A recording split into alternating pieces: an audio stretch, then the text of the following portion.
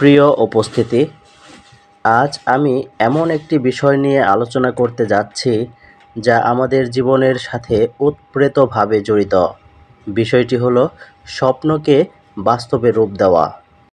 স্বপ্ন দেখতে কে না ভালোবাসে?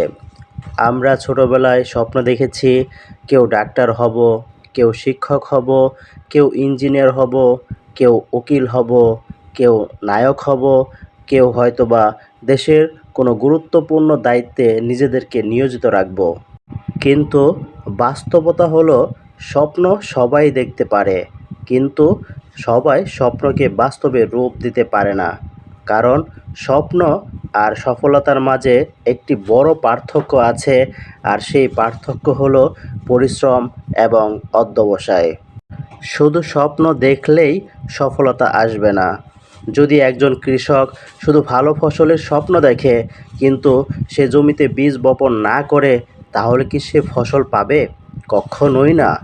ঠিক তেমনি আমরা যদি শুধু সফলতার স্বপ্ন দেখি কিন্তু তার জন্য কোনো কাজ না করি, তাহলে সেই স্বপ্ন কখনোই বাস্তবে রূপ নেবে না।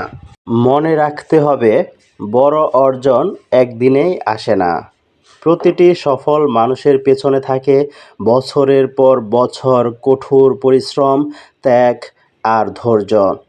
পৃথিবীর অনেক বিখ্যাত মানুষ জীবনের শুরুতে বহু বাধা ও ব্যর্থতার সম্মুখীন হয়েছেন, কিন্তু তারা হাল ছেড়ে দেননি। তারা তাদের স্বপ্নের ওপর বিশ্বাস রেখেছেন এবং প্রতিদিন একটু একটু করে এগিয়ে গিয়েছেন। আর সেই ধারাবাহিক প্রচেষ্টার মাধ্যমেই একদিন তাদের সাফল্যের শিখরে পৌঁছিয়ে দিয়েছে।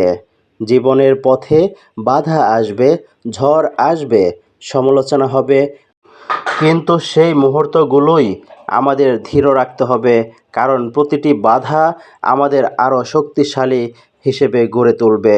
ব্যর্থতা কোনো শেষ নয়, বরং এটি সফলতার পথে একটি গুরুত্বপূর্ণ শিক্ষা।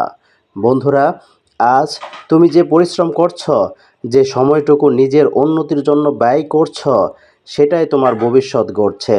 হয়তো আজ তোমার কষ্ট হচ্ছে, কিন্তু এই কষ্টই একদিন তোমার গর্বের কারণ হবে। তাই কখনো নিজের স্বপ্নকে ছোট করে দেখবে না। সব সময় নিজের ওপর বিশ্বাস রাখবে এবং প্রতিদিন সেই স্বপ্নের দিকে একটু একটু করে এগিয়ে যাবে। শেষে আমি বলতে চাই, স্বপ্ন তখনই সত্যি হয় যখন আমরা সেই স্বপ্নের জন্য কাজ করে থাকি। তাই শুধু স্বপ্ন দেখা না, সেই স্বপ্নকে বাস্তবে রূপ দেওয়ার জন্য আজ থেকেই কাজ শুরু করে দিতে হবে, কারণ আজকের পরিশ্রমই আগামী দিনের সাফল্যের ভিত্তি।